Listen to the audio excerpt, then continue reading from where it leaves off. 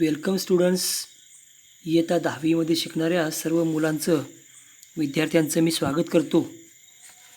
आपण इयत्ता 10वी सायन्स अँड टेक्नॉलॉजी यामध्ये पहिला धडा शिकतो आहे आणि मग त्याच्यामध्ये आपण मागच्या तासाला मास अँड व्हेलॉसिटी याबद्दलची माहिती सविस्तर बघितलेली आहे. त्याच्यातला डिफरन्ससुद्धा आपण बघितलेला आहे. त्याचबरोबर आपण काही एक्झाम्पलसुद्धा सोडवलेले आहेत. त्यानंतर ग्रॅव्हिटेशनल वेव्ज याबद्दलची माहिती आपण मागच्या तासाला बघितलेली आहे. आणि आज आपल्याला बघायचं आहे ते म्हणजे फ्री फॉल, ज्याला आपण मुक्त पतन असं म्हणतो. मुक्तपणे एखादी वस्तू जमिनीवरती पडते, that is a free fall. एक प्रयोग आपल्याला छोटासा करून बघायचा आहे. Take a small stone, hold it in your hand. Which forces are acting on the stone? Now release the stone. What do you observe? What are the forces acting on the stone after you release it? म्हणजे एक छोटासा खडा तुमच्या हातामध्ये धरा. कुठल्या प्रकारची बल किंवा कोणता फोर्स त्याच्यावरती कार्य करतो? तो दगड तुम्ही जर सोडलात तर तुम्हाला काय बघायला मिळेल? What are the forces acting on the stone after you release it? तुम्ही जेव्हा तो दगड सोडता तेव्हा त्या दगडावरती कोणकोणत्या प्रकारची बलं फोर्सेस कार्य करतात? थोडा विचार करा, याची उत्तर तुम्हाला निश्चित देता येतील. We know that the force of gravity due to the earth acts on each and every object. पृथ्वीचं गुरुत्वीय बल, ग्रॅव्हिटेशनल फोर्स, हे सगळ्या वस्तूवरती कार्य करतं, हे आपल्याला माहिती आहे. When we were holding the stone in our hand, the stone was experiencing the force, but it was balanced by a force that we were applying on it in the opposite direction. जेव्हा तो दगड आपण हातामध्ये धरलेला असतो तेव्हा त्या दगडावरती सुद्धा पृथ्वीचं ग्रॅव्हिटेशनल फोर्स कार्य करीत असतो, पण आपण आपल्या हाताने त्या दगडावरती विरुद्ध दिशेने बल लावलेलं असतं आणि म्हणून हा फोर्स बॅलन्स होतो. पृथ्वीने लावलेले बल हे खालच्या दिशेने आणि आपण हाताने लावलेले बल दगडावर वरच्या दिशेने असतं आणि हे दोन्ही प्रकारचे जे फोर्स आहेत हे बॅलन्स होतात आणि म्हणून तो दगड जमिनीवरती पडत नाही. Once we release the stone from our hands, the only force that acts on it is the gravitational force of the earth. जेव्हा तुम्ही दगड सोडता तेव्हा त्या दगडावरती फक्त एकच बल कार्य करतं, ते म्हणजे ग्रॅव्हिटेशनल फोर्स, आणि मग तो दगड खाली पडतो. Stone false down under its influence. Whenever an object moves under the influence of the force of gravity alone, it is said to be a freely falling. म्हणजे एखादा दगड स्वतःच्या प्रभावाने मुक्तपणे जमिनीवरती पडतो आणि त्याच्यावरती फक्त ग्रॅव्हिटेशनल फोर्स कार्य करतो, तेव्हा त्या वस्तूला, ती जी वस्तू पडते आहे खाली, त्याला आपण फ्रीली फॉलिंग असं म्हणतो. म्हणजे केवळ गुरुत्वीय बलाच्या प्रभावानं जेव्हा एखादी वस्तू गतिमान होते आणि जमिनीवरती पडते, that is a falling freely. Thus the released stone is in a free fall. In free fall the initial velocity of the object is 0. आता मुक्तपणे एखादी वस्तू जेव्हा जमिनीवरती पडते तेव्हा त्या वस्तूचा सुरुवातीचा वेग, इनिशियल व्हेलॉसिटी किती असते बरं? तर ती 0 असते. And goes on increasing due to the acceleration due to gravity of the अर्थ.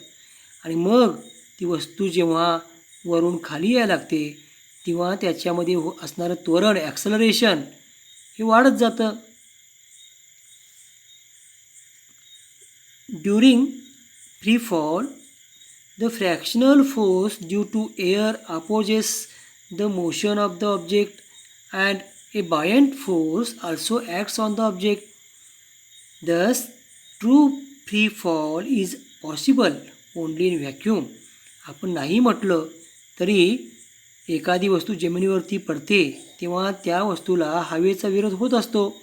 Fractional force due to air opposes the object and another force that is a buoyant force, त्याला आपण प्लावक बल असं म्हणतो. वरच्या दिशेने वस्तूवरती प्रयुक्त होणारं बल. आणि म्हणून जर ट्रू फ्री फॉल आपल्याला बघायचा असेल तर ते कधी घडेल जेव्हा आपण व्हॅक्यूम तयार करू, ज्याला आपण निर्वात पोकळी असं म्हणतो. ते व्हॅक्यूममध्ये ट्रू फ्री फॉल आपल्याला बघायला मिळेल. For a freely falling object the velocity on reaching the earth and the time taken for it can be calculated by using Newton's equations of motion. म्हणजे एखादी वस्तू जमिनीवरती पडते तेव्हा त्या वस्तूची वेलॉसिटी किती आहे आणि मग ती वस्तू जमिनीवरती पडण्यासाठी त्याला किती वेळ लागतो हे काढण्यासाठी आपल्याला न्यूटनची जी इक्वेशन्स आहेत, इक्वेशन्स ऑफ मोशन, याचा उपयोग करता येईल. For free fall the initial velocity u is equal to 0 and the acceleration a is equal to g. Thus we can write the equations as phi is equal to gt, which is the first equation. Phi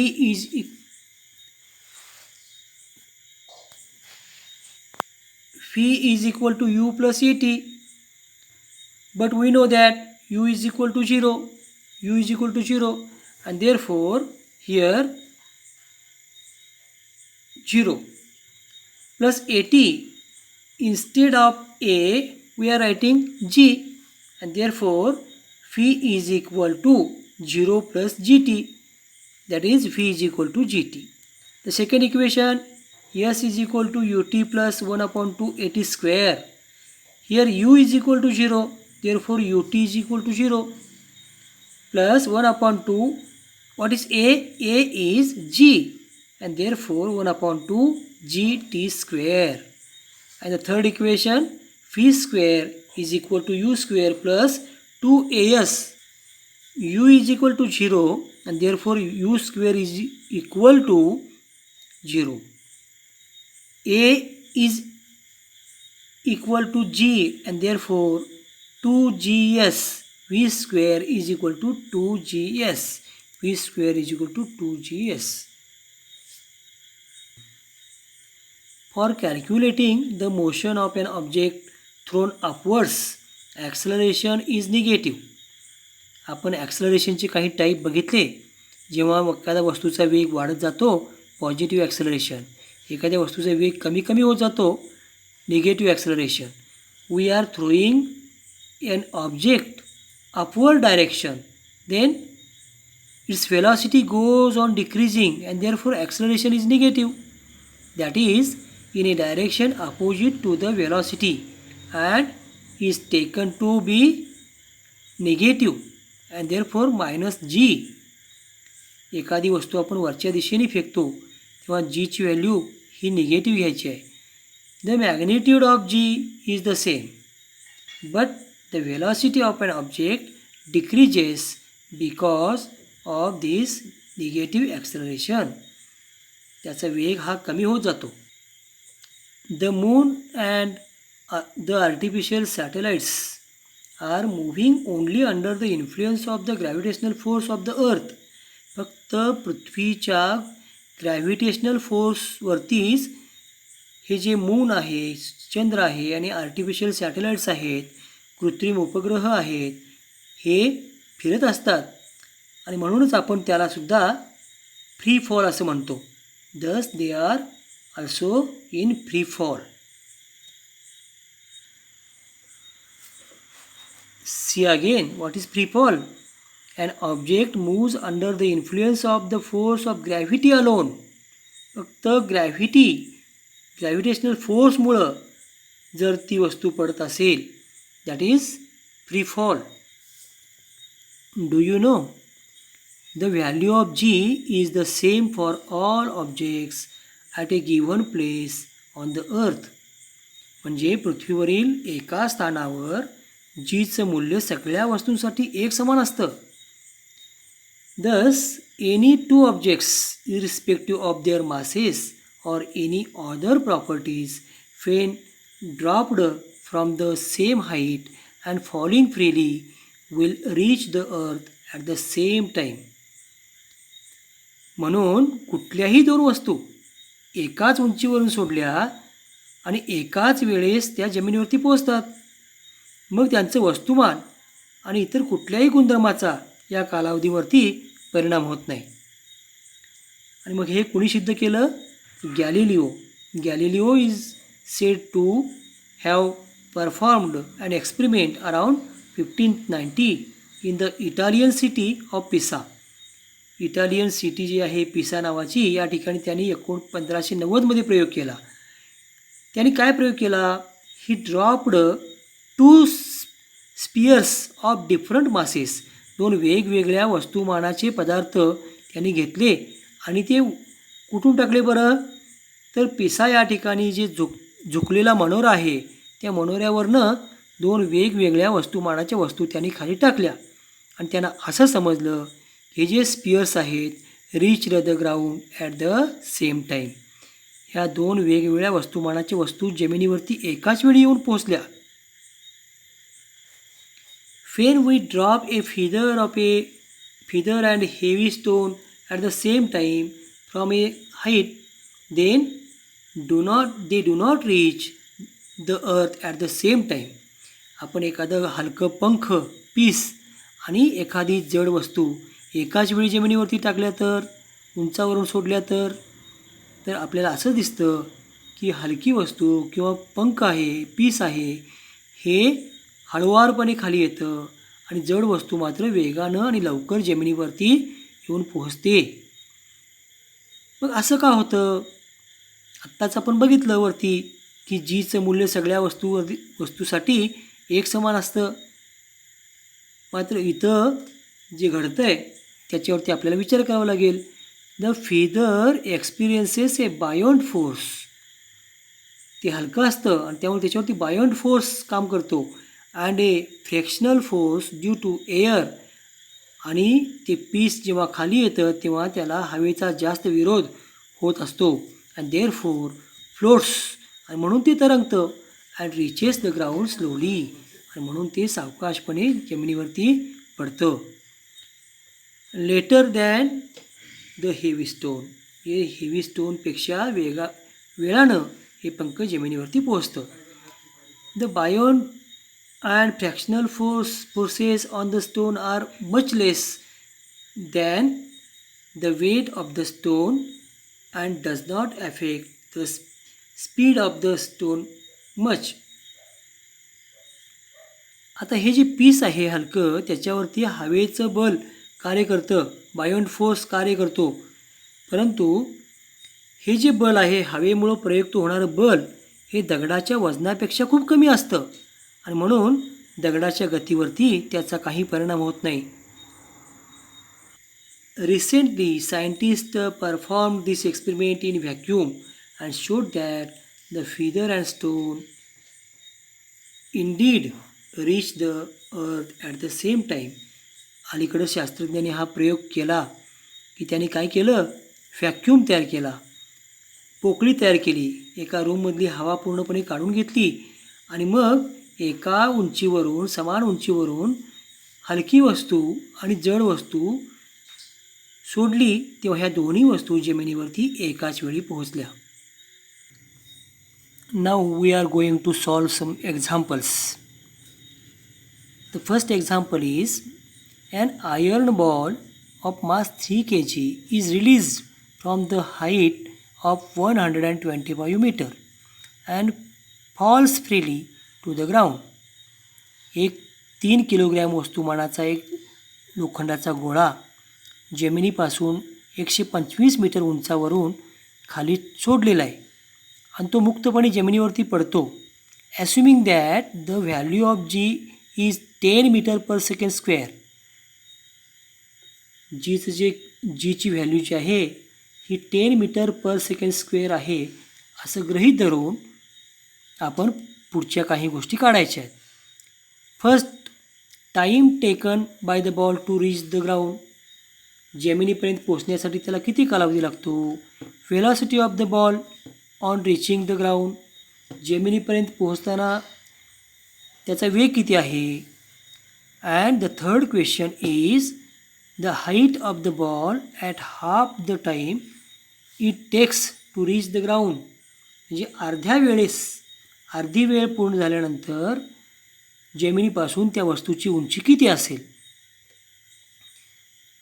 we should calculate these three things which are the given here. M is equal to 3 kg, mass of the object is 3 kg, distance traveled by the ball, what is the height from the surface of the earth, that is S is equal to 125 meter, initial velocity of the ball u, that is equal to 0, and acceleration is given here. Instead of a we are taking g, a that is equal to g, that is equal to 10 meter per second square. This is already given here. Now we want to calculate the first thing, time taken by the ball to reach the ground. By using Newton's second equation of motion, S is equal to ut plus 1 upon 2 at square. This is the Newton's second equation of motion. And what is S? S is given 125. We know the initial velocity is 0 and therefore ut is 0 here. 1 upon 2 into what is A? A is equal to G, that is equal to 10. Therefore 10 into t square. नाव याला तुम्ही भाग घालू शकता, बे एके बे, बे पंचे 10, आणि मग लास्टली आपल्याला काय मिळतं 5t square. 5t square 125 is equal to 5t square and therefore t square is equal to 125 upon 5. 5 एके 5, 25 5 16, that is equal to 25. T square is equal to 25. That means t square is equal to 5 square and therefore t is equal to 5 second. म्हणजे त्याला जमिनीवरती पोहोचायला 5 सेकंदाचा कालावधी लागेल. The ball takes 5 seconds to reach the ground. Now we want to calculate the second thing according to what is the second? Velocity of the ball. Velocity काढायची आहे आणि म्हणून आपल्याला फीची व्हॅल्यू काढायची आहे. According to Newton's first equation of motion, final velocity V that is equal to U plus A T. V is equal to U, U is 0 plus A that is equal to G that is equal to 10 into T. आत्ताच आपण टीची value काढली ती 5 आहे. 10 into 5 that is equal to 50 meter per second. This is the velocity of the object, final velocity of the object. Now the third thing we want to calculate, half time. What is half time? What is t? T is equal to 5 seconds. And what is half time? 5 upon 2 that is equal to 2.5 second. या ठिकाणी आपल्याला example सोडवताना half time घ्यायचा आहे, म्हणजे टीची value 5 न घेता 2.5 इतकी घ्यायची आहे. Balls height at this time that is equal to s according to Newton's second equation. S is equal to u t plus 1 upon 2 a t square. U is 0 therefore u t is 0 plus 1 upon 2 a means g that is equal to 10 into t square. What is t? 2.5 square. याला तुम्ही भाग बसू शकता, बे की बे, बे पंचे 10, याचा स्क्वेअर करा आणि त्यांचा गुणाकार करा. The answer will be 31.25 meter. Thus the height of the ball at half time, half टाईमला त्या बॉलची हाईट किती असेल, iron ball that is equal to 125, that is a total height, minus this height 31.25. That means 125 minus 31.25, that is equal to 93.75 meter. Now the second example. A tennis ball is thrown up and reaches a height of 4.05 meter before coming down. What was its initial velocity? How much total time will it take to come down? Assume g is equal to 10 meter per second square. एक tennis ball आहे आणि तो वरती फेकलेला आहे आणि तो काय 4.05 metre इतक्या उंचीवरती तो पोहोचतोय आणि मग खाली येतोय. प्रश्न असा आहे, what is it's initial velocity, आणि त्याचा सुरुवातीचा वेग किती आहे आणि मग त्याला खाली येण्यास एकूण किती वेळ लागेल. How much time, total time will it take to come down. For the upward motion of a ball the final velocity of the ball that is v is equal to 0. Tennis ball वरती फेकल्यानंतर एका विशिष्ट उंचीवरती गेल्यानंतर तो काही क्षण थांबेल. That is final velocity, that is equal to 0. Distance travelled by the ball, आता वरती फेकलेला आहे तो बॉल किती डिस्टन्स त्यानं कव्हर केलं आहे तर 4.05 metre. What is acceleration, acceleration is given here g is equal to 10 metre per second square. आता हे ग्रॅव्हिटेशनल फोर्स याच्या उलट्या दिशेने आहे and therefore a is equal to g that is minus g that is equal to minus 10 metre per second square. This is given. Now we want to calculate the initial velocity of the ball, and therefore using Newton's third equation of motion, v square is equal to u square plus 2as. Final velocity 0, therefore v square is equal to 0, that is equal to u square, that is initial velocity, plus 2 into a minus 10 into s 4.05. Now u square is equal to, आता या तुम्ही यांचा गुणाकार करा. 2 into minus 10 that is equal to minus 20. Minus 20 into 4.05 that is equal to 81. u square is equal to 81, that is u square is equal to 9 square. u square is equal to 9 square, and therefore u is equal to 9 meter per second. The initial velocity of the ball is 9 meter per second. Now let us consider the downward motion of the ball. Suppose the ball takes t seconds to come down. Now the initial velocity of the ball is 0, u is equal to 0. आता ball खालच्या दिशेने यायला लागलेला आहे, मग त्याची सुरुवातीचा वेग किती असेल, u is equal to 0. Distance travelled by the ball on reaching the ground, आता तो बॉल वरून खाली येतो आहे, म्हणजे ते डिस्टन्स किती आहे, ते डिस्टन्ससुद्धा 4.05 मीटर आहे. As the velocity and acceleration are in the same direction. आता व्हेलॉसिटी आणि ॲक्सलरेशन हे दोन्ही एका दिशेनेच आहेत, म्हणून आपल्या जीचं जी व्हॅल्यू आहे ती निगेटिव्ह घ्यायची नाही, ती पॉझिटिव्हच घ्यावी लागेल. आणि मग आता आपल्याला टाईम काढायचा आहे. According to Newton's second equation of motion, you use the values u is equal to 0, s is equal to 4.05 and a is equal to 10. By using this equation, s is equal to ut plus 1/2 at square. s ची value इथं घातली आपण, u 0 आहे, therefore ut is also 0 plus 1/2. a ची value 10 आहे आणि t आपल्याला काढायचा आहे, therefore t square is equal to 4.05/5, that is equal to 0.81. आता टी स्क्वेअर ची व्हॅल्यू आली 0.81 आणि म्हणून टी किती येणार, by taking the square root of both the sides. T is equal to 0.9 second.